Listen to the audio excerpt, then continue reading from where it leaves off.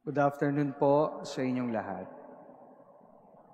And we are now on the first week of Lent, Monday.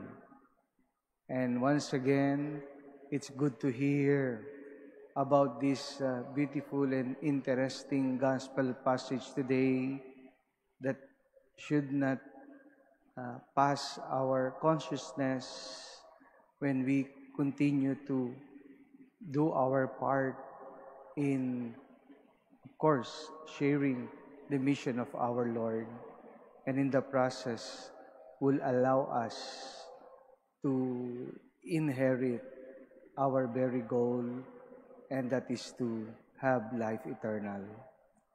While reflecting on our readings and the long gospel from St. Matthew, I was reminded by a story that is told of a certain soldier who was called home and asked his parents if he could bring in a friend who is disabled and amputated. So the soldier asked his parents kung pwedeng makitira sa kanila at tanggapin ang kanyang kaibigan na differently abled and amputated. Could he live with us? The question of this soldier to his parents. But the father said in reply, he has no place to go. But this handicap would be a burden to us. Forget this guy. He could live on his own, and we cannot take him in our house. After the son or the soldier heard this, they never heard from their own son again. And a few days later, the police called to inform them that they found their son dead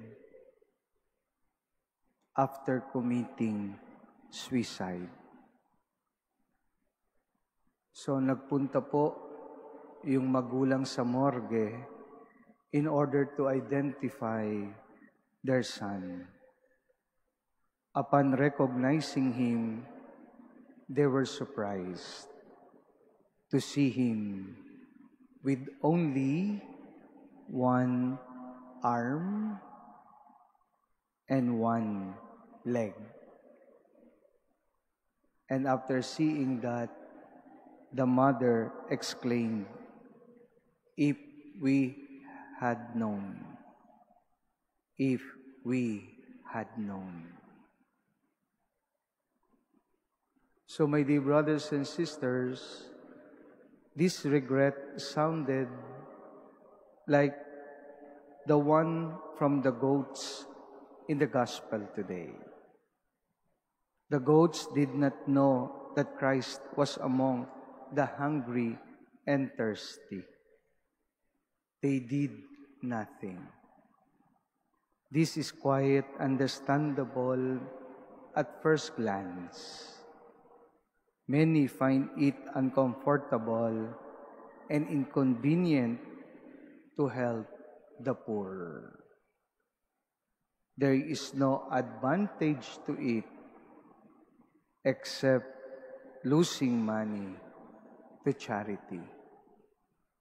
Some believe it is even dangerous to accommodate strangers. They might rob and mob you. Helping prisoners might encourage their criminal minds. These fears, even if justifiable and real, are nevertheless no excuse for being a good Samaritan. Maybe the goats thought only of their own advantage and were discriminating in their charity.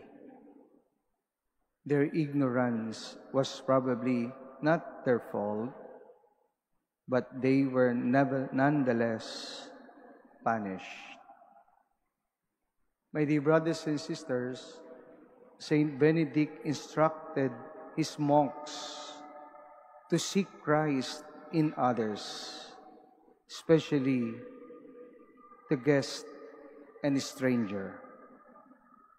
This spirituality of hospitality is possible when the host is trusting and generous.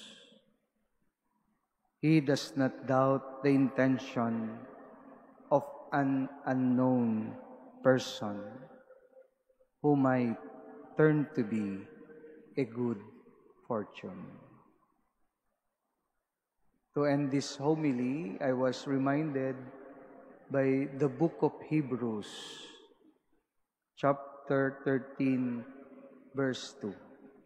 And I quote, "Do not forget to entertain strangers.